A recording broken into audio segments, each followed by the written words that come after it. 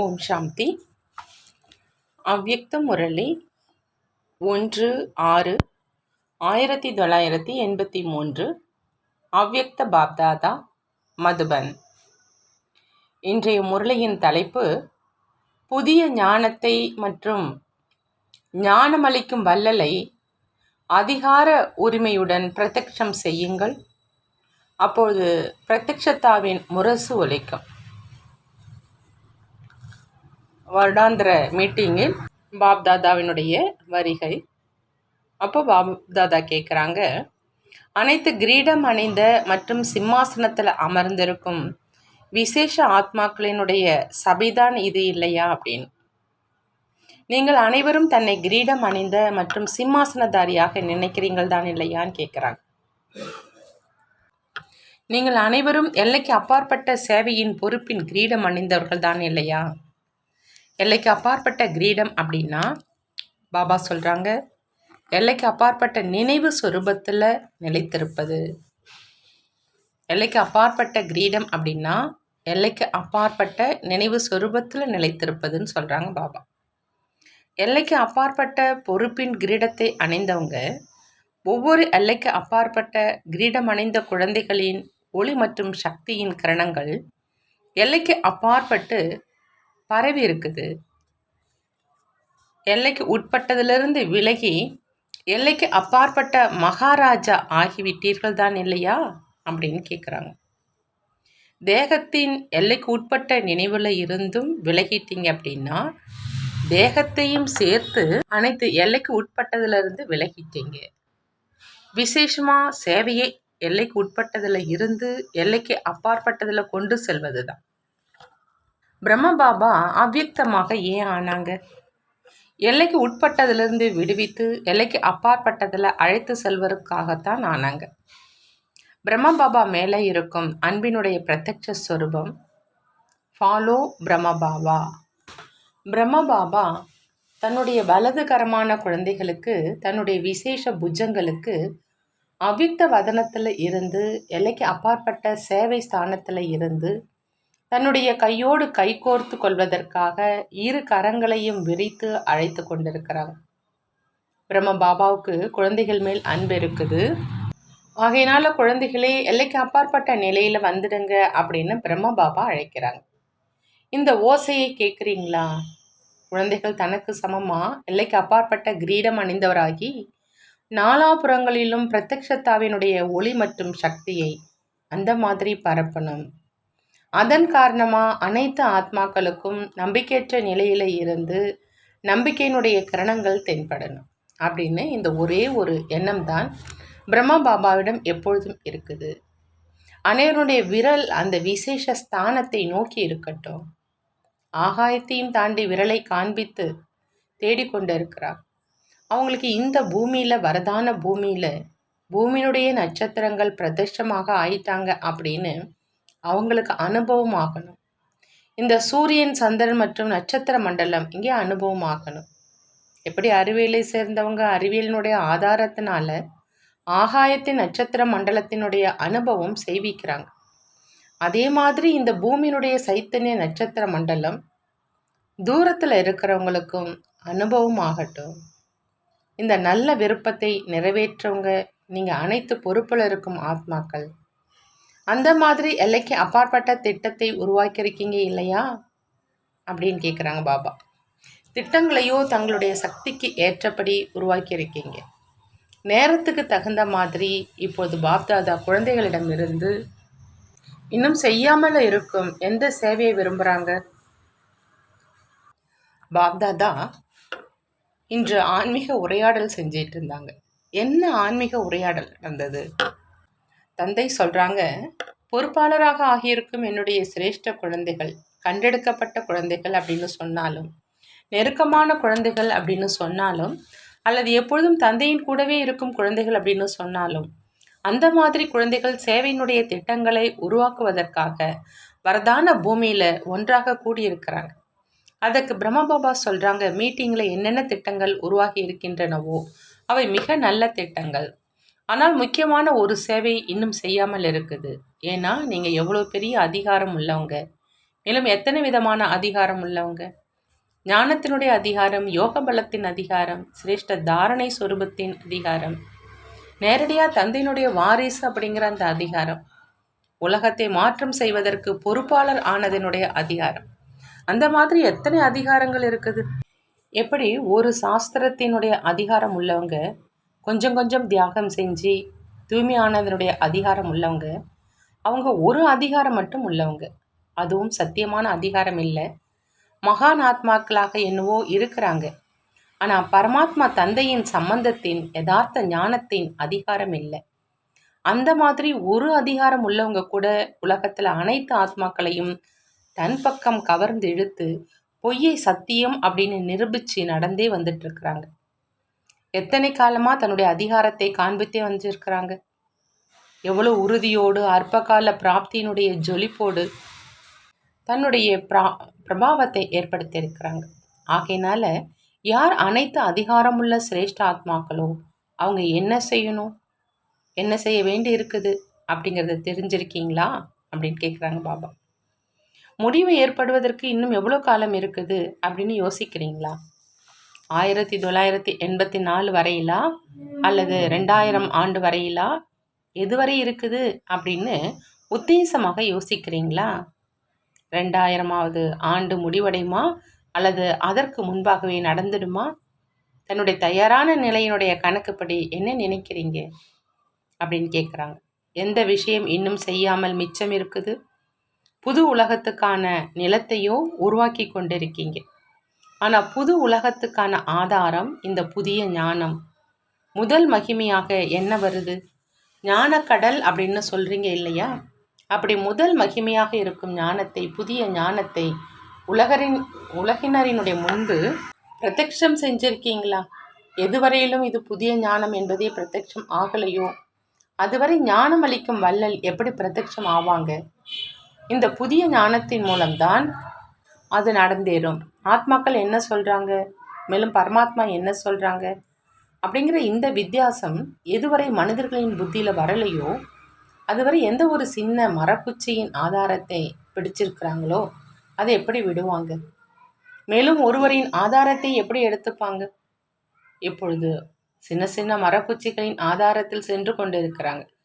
இதுவே தான் தன்னுடைய ஆதாரம் என்று நினைச்சிட்டு இருக்கிறாங்க. எதுவரையிலும் அவங்களுக்கு ஞானம் மூலமாக ஞானமளிக்கும் வள்ளலின் ஆதாரம் அனுபவம் ஆகலையோ அதுவரை இந்த எல்லைக்குட்பட்ட பந்தனங்களில் இருந்து விடப்பட முடியாது. இதுவரையிலும் பூமியை தயார் செய்வதற்கான வாயுமண்டலத்தை மாற்றுவதற்கான சேவை நடந்திருக்குது. நல்ல காரியம்தான். பரிவாரத்தின் அன்பு இருக்குது. இந்த அன்பினுடைய குணம் வாயுமண்டலத்தை மாற்றம் செய்வதற்கு காரணமானது. நிலம் என்னவோ உருவாயிடுச்சு, மேலும் உருவாக்கி கொண்டே இருக்கும். ஆனால் அஸ்திவாரமாக புதுமையாக விதையாக என்ன இருக்குதோ அது புதிய ஞானம், சுயநலமற்ற அன்பு, ஆன்மீக அன்பு. இதையும் அனுபவம் செய்கிறாங்க. ஆனால் இப்பொழுது அன்பின் கூடவே ஞானத்தினுடைய அதிகாரம் உள்ள ஆத்மாக்கள் சத்திய ஞானத்தின் அதிகாரம் இது என்பது இன்னும் பிரத்யக்ஷம் ஆகலை. யாரெல்லாம் வர்றாங்களோ அவங்க புதிய ஞானம், புதிய விஷயம் அப்படின்னு புரிஞ்சுக்கணும். இதுவரை எதை யாருமே சொல்லலையோ உலகத்தில் அது இங்கு சொல்லப்படுது. இங்கு சொல்பவர் அதிகாரம் நிறைந்தவர் அப்படிங்கிற வர்ணனை செய்யணும். தூய்மை இருக்குது, அமைதி இருக்குது, அன்பு இருக்குது, சுத்தம் இருக்குது. ஆக இந்த அனைத்து விஷயங்களும் அஸ்திவாரம். அந்த அஸ்திவாரத்தின் ஆதாரத்தில் நிலம் பரிவர்த்தனை ஆச்சு. இதுவும் 4 ஸ்தம்பங்கள். முதல்ல எது யாருடைய புத்தியிலும் பதியலையோ அது இப்பொழுது இந்த 4 ஸ்தம்பங்களின் ஆதாரம் மூலமாக புத்தியை ஈர்க்குது. இந்த பரிவர்த்தனையும் ஆயிடுச்சு. ஆனால் இப்பொழுது முக்கியமான விஷயமாக என்ன இருக்குதோ, அதாவது இது புதிய ஞானம் அப்படிங்கிற இந்த செய்தி அனைவருக்கும் பரவணும். இன்று வரை எந்த விஷயங்களை அனைவருமே ஆம் அப்படின்னு சொல்லி வந்தனரோ அந்த விஷயங்களுக்காக பீக்குகளின் அனைத்து சக்திகளுடைய அதிகாரம் இல்லை என்று நிரூபித்து சொல்லுது. எதை அவர்கள் இல்லை அப்படின்னு சொல்லி வந்தாங்களோ அதை நீங்கள் ஆம் என்று சொல்கிறீங்க. ஆகையினால ஆம் மற்றும் இல்லை என்று இரவு பகலுக்கான வித்தியாசம் ஏற்பட்டுடுது. ஆகையினால நீங்கள் இந்த மிகப்பெரிய வித்தியாசத்தை நிரூபிக்கும் மகான் ஆத்மாக்கள் அப்படிங்கிற இந்த பெயரை இப்போ வெளிப்படுத்துங்க. அப்போதான் வெற்றி முழக்கம் ஒலிக்கும். ஆத்மாவினுடைய ஞானம் யதார்த்த ரூபத்தில் இல்லை என்பதும் இருக்குது. ஆனால் இருந்தும் மக்கள் கேட்டுட்டு, ஆம் அங்கேயும் இதை தான் சொல்றாங்க என்று அதையும் இதையும் கலந்துடுறாங்க. ஆனால் முழு உலகமும் ஒரு பக்கம், மேலும் பீக்கு இன்னொரு பக்கம் அப்படிங்கிற இந்த செய்தியை மிக சப்தமாக பரப்பணும். அவங்க புதிய ஞானத்தை சொல்லும் அதிகாரம் உள்ளவங்க. இந்த அதிகாரம் பிரசித்தியாகணும். இதன் மூலமாகத்தான் சக்திசாலியான ஆத்மாக்கள் முன்னுக்கு வருவாங்க. அவங்களே உங்களுக்கு தண்டோரா அடிப்பாங்க. நீங்கள் தண்டோரா அடிக்க வேண்டியதாக இருக்காது. ஆனால் அந்த மாதிரி ஆத்மாக்கள் புதிய விஷயத்தை தெரிந்து திருப்தியாகி புதிய ஊக்கத்தில் வந்து தண்டோரா அடிப்பாங்க. தர்ம யுத்தமும் இப்பொழுது இன்னும் நடக்க வேண்டியது இருக்குது. இப்பொழுது குருமார்களுடைய ஆசனத்தை எங்கே அசைச்சிருக்கிறோம்? இப்பொழுது கிளைகள் ஆகியவை மிகவும் சௌகரியமாக தங்களுடைய விஷயங்களிலேயே ஈடுபட்டு இருக்கிறாங்க. விதை எப்பொழுது பிரத்யக்ஷ ரூபத்தில் வரும்? விதை எப்பொழுது மேலே வருது அப்படின்னு தெரியுமா? எப்பொழுது சிறிய மற்றும் பெரிய கிளைகள் முற்றிலும் காய்ந்து இலைகள் இல்லாத காய்ந்த கிளைகளாக இருந்துருதோ அப்போ விதை மேலே பிரத்யட்சமாகும். அப்படின்னா அதற்கான திட்டத்தை உருவாக்கி இருக்கீங்களான்னு கேட்குறாங்க பாபா. இப்போ தன்னுடைய நிலையில் வர்றாங்க அப்படின்னா தன்னுடைய உண்மையான ஞானத்தின் பிரத்யட்சமும் ஆகணும் இல்லையா?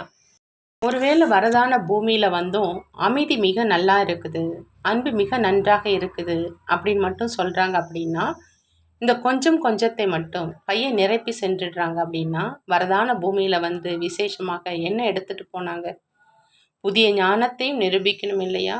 இதே புதிய ஞானத்தின் அதிகாரம் மூலமாகத்தான் அனைத்து சக்திகளுடைய அதிகாரம் நிறைந்தவர் நிரூபணமாவாங்க.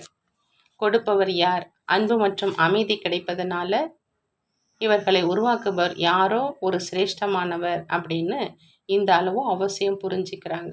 ஆனால் சுயம் பகவான் இவர்களை உருவாக்குபவர் என்று வெகு சிலர் தான் புரிஞ்சுக்கிறாங்க.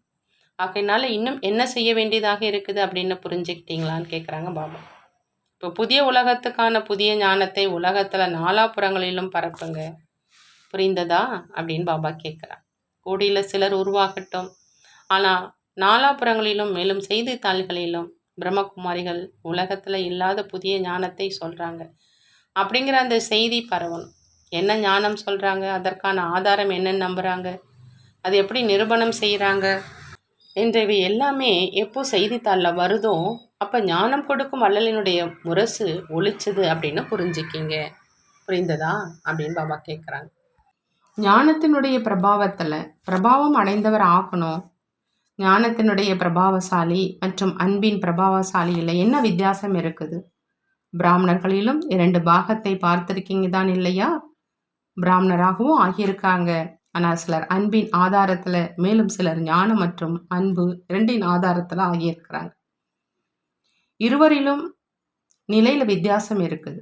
யார் அன்பையும் ஞானத்தின் ஆதாரத்தில் புரிஞ்சுக்கிறாங்களோ அவங்க தடையற்று இந்த வாழ்க்கையில் நடந்துக்கிறாங்க. யார் அன்பின் ஆதாரத்தில் மட்டும் இருக்கிறாங்களோ அவர்கள் சக்திசாலியான ஆத்மாவாக இருக்க மாட்டாங்க. ஞானத்தினுடைய பலம் அவசியம் வேணும். யாருக்கு படிப்பின் மீது அன்பு இருக்குதோ, முரளியின் மேல் அன்பு இருக்குதோ, மேலும் யாருக்கு பரிவாரத்தின் மேல் மட்டும் அன்பு இருக்குதோ, இவர்களுக்குள்ள எவ்வளோ வித்தியாசம் இருக்குது. பிராமண வாழ்க்கை பிடிச்சிருக்குது, தூய்மையாக இருப்பது பிடிச்சிருக்குது அப்படிங்கிற இதன் ஆதாரத்தில் வர்றவங்க, மேலும் ஞானத்தின் சக்தியின் ஆதாரத்தில் வர்றவங்கள எவ்வளோ வித்தியாசம் இருக்குது. ஞானத்தின் போதை ஆன்மீகமான எதன் ஆதாரத்தில் இல்லாத போதை. பார்க்க போனால் அன்பும் ஒரு சக்தி தான். ஆனால் அன்பின் சக்தி உள்ளவங்க ஆதாரமின்றி இருக்க முடியாது. அவசியம் ஏதாவது ஆதாரம் வேணும். சிந்தனை சக்தி, ஞானத்தின் சக்தி உள்ளவரிடத்தில் இருக்கும். எந்த அளவு சிந்திக்கும் சக்தி இருக்குமோ அந்த அளவு புத்தியை ஒருநிலைப்படுத்தும் சக்தி இயல்பாகவே வரும். மேலும் எங்கு புத்தியினுடைய ஒருநிலைப்பாடு இருக்குதோ அங்கு பகுத்தறிவதின் மற்றும் நிர்ணயம் செய்வதனுடைய சக்தி இயல்பாகவே வரும். எங்கு ஞானத்தினுடைய அஸ்திவாரம் இருக்காதோ அங்கு பகுத்தறியும் சக்தி, நிர்ணயம் செய்யும் சக்தி பலகீனமாக இருக்கும். ஏன்னா ஒருமித்த நிலை இல்லை. நல்லது. பாப்தாதாவோ அனைத்தையும் கேட்டுக்கொண்டே இருக்கிறார். சிரிப்பும் வருது, மேலும் அன்புல பலியாகவும் ஆகிடுறார். குழந்தைகளுடைய தைரியத்தை பார்த்து குஷியும் அடைகிறாங்க. பிரம்ம பாபாவினுடைய மனதில் இந்த குழந்தைகள் தனக்கு சமமா எல்லைக்கு அப்பாற்பட்ட அதிபதி ஆகிடணும் அப்படிங்கிறது எண்ணம் அதிகம் வருது. குழந்தைகளுக்காக காத்து கொண்டிருக்கிறார் இல்லையா? மேலும் இரவு பகலாக சேவைகளின் சேவையிலேயே மூழ்கி இருக்கிறார். சூட்சம வதனத்திலோ இரவு பகல் கிடையாது. ஆனாலும் இந்த ஸ்தூல உலகத்தில் தான் இருக்குது தான் இல்லையா? ஒவ்வொரு குழந்தையும் விசேஷ ஆத்மா, சம்பூர்ண ஆத்மா, சம்பன்ன ஆத்மா, சமமான ஆத்மாவாக பார்க்க விரும்புகிறார். தந்தை சிவபாபா தைரியமாக இருங்க அப்படின்னு பிரம்மாவுக்கு சொல்கிறார். ஆனால் பிரம்மாவுக்கு ஊக்கம் அதிகம் இருக்கும் இல்லையா? ஆகையினால குழந்தைகளின் கையோடு கைகோர்த்து எனக்கு சமமாக ஆகிடணும் அப்படிங்கிற இந்த விஷயத்தை தான் தந்தையோடு ஆன்மீக உரையாடல் செஞ்சிட்ருக்கிறார். பிரம்ம பாபாவினுடைய சாக்கார வாழ்க்கையில் தொடக்கத்திலிருந்து என்ன விசேஷத்தை பார்த்துருக்கீங்க? பின்பு எப்பொழுதாவது என்று இல்லை, ஆனால் இப்பொழுது செய்யணும். பின்பு எப்பொழுதாவது அப்படிங்கிற வார்த்தையை கேட்பதற்கும் மற்றும் கூறுவதற்குமான சமஸ்காரமே இருந்ததில்லை. ஒருவேளை ஏதாவது குழந்தை 1 மணி நேரத்துக்கு பிறகு செய்வேன் அப்படின்னு சொல்கிறாங்க அப்படின்னா 1 மணி நேரம் கழித்து செய்ய விட்டாரா? யாராவது ரயில் புறப்படுவதற்கு இன்னும் 5-10 நிமிடங்கள் தான் இருக்குது, நாங்கள் எப்படி போய் செய்வோம் என்றால் போகாமல் நிற்க வைத்தாரா? வந்து நின்றுடும். ஆனால் குழந்தைகள் சென்றடைஞ்சிடுவாங்க. ஓடிக்கொண்டிருக்கும் ட்ரெயின் நின்றுடும். ஆனால் குழந்தைகளை சென்றடைய செய்தே விடுவார். இது நடைமுறையில் பார்த்தீங்க இல்லையா? ஆகையினால குழந்தைகளும் அந்த மாதிரியே எந்த விஷயத்திலும் சுயமாற்றம் செய்வதில்லை அல்லது உலக மாற்றம் செய்வதில்லை. பின்பு எப்பொழுதாவது அப்படிங்கிற அந்த வார்த்தையை மாற்றி இப்பொழுது என்பது நடைமுறை வாழ்க்கையில் வந்துடணும். பிரம்மா பாபாவிடம் இதே ஊக்கம்தான் எப்பொழுதுமே இருக்குது. அப்படி தந்தையை பின்பற்றி நடக்கணும் தான் இல்லையா அப்படின்னு பாபா கேட்குறாங்க. நல்லது. 2-4 சகோதர சகோதரிகள் பாப்தாதா கிட்ட விடை பெற்று செல்ல வந்தாங்க. அன்பிற்கான பலனோ கிடைச்சிருச்சு இல்லையான்னு பாப்தாதா அவங்கள்ட்ட கேட்குறாங்க. உண்மையான உள்ளத்தின் மீது தந்தை எப்பொழுதும் திருப்தியாக இருக்கிறாங்க. தொடக்கத்திலிருந்து உண்மையான ஈடுபாட்டில் இருக்கக்கூடிய ஆத்மாக்கள் நீங்கள். ஆகையினால தந்தையும் உண்மையானவர்களுக்கு எப்பொழுதும் அன்பிற்கான பலனை கொடுத்து கொண்டே இருக்கிறார். எப்பொழுதும் இதயத்தில் தந்தை தான் நிரம்பி இருக்கிறார். ஆகையினால நல்ல தீவிர முயற்சியில் சென்று கொண்டிருக்கீங்க. நீங்கள் கர்மயோகி ஆத்மா தான் இல்லையான்னு பாபா கேட்குறாங்க. காரியம் மற்றும் யோகா இணைந்திருக்குது தான் இல்லையா? நீங்கள் எப்பொழுதும் சமநிலை வைத்து தந்தையினுடைய ஆசீர்வாதத்தை பெறக்கூடிய, மேலும் எப்பொழுதும் ஆனந்தம் நிறைந்த வாழ்க்கையில் இருக்கக்கூடிய சிரேஷ்ட ஆத்மாக்கள். தந்தை எப்பொழுதும் ஒவ்வொரு குழந்தையை பற்றி இவரும் வெற்றி மாலையின் மணி அப்படிங்கிற இந்த நல் விருப்பத்தை தான் வைக்கிறார். நல்லது. வரதானம். பலகீனமான எண்ணங்களின் வலையை அகற்றி பிற அடிமைத்தன பந்தனத்திலிருந்து விடுபடக்கூடிய சுதந்திர ஆத்மா ஆகுக. பலகீனமான எண்ணங்களின் வலையை அகற்றி பிற அடிமைத்தன பந்தனத்திலிருந்து விடுபடக்கூடிய சுதந்திர ஆத்மா ஆகுக. சுதந்திர ஆத்மாவாக ஆகணும் அப்படின்னா பாபா சொல்கிறாங்க, பலகீனமான எண்ணத்தினுடைய வலையை அகற்றிட்டு பிற அடிமைத்தன பந்தனத்திலிருந்து விடுபடுங்க அப்படின்னு. பிற அடிமைத்தன பந்தனம் தன்னுடைய மனதின் வீணான பலகீனமான எண்ணங்களின் வலை. இந்த வலை கேள்வியின் ரூபத்தில் இருக்கும். எப்பொழுது என்ன ஆகும் அப்படின்னு தெரியல, அந்த மாதிரியோ ஆகிடாதே அப்படிங்கிற அந்த கேள்வி எழுது என்றால் வலை உருவாகிறது. ஆனால் சங்கமிக பிராமணர்களிடம் ஒரே ஒரு சக்திசாலியான எண்ணம், என்ன ஆகுமோ அது நன்மையானது தான் ஆகும், சிரேஷ்டமானது தான் ஆகும் மற்றும் நல்லதிலும் நல்லது தான் நடக்கும் அப்படிங்கிற இந்த சக்திசாலியான எண்ணத்தின் மூலம் வலையை அகற்றிட்டீங்க அப்படின்னா பந்தனமற்ற சுதந்திர ஆத்மாவாக ஆயிடுவீங்க. ஸ்லோகன். ஞானி மற்றும் யோகி சொரூப ஆத்மாவின் நடைமுறை சொரூபம் பணிவு மற்றும் பயமற்ற நிலை. ஞானி மற்றும் யோகி சொரூப ஆத்மாவின் நடைமுறை சொரூபம் பணிவு மற்றும் பயமற்ற நிலை. நல்லது. ஓம் சாந்தி. நன்றி பாபா. நன்றி.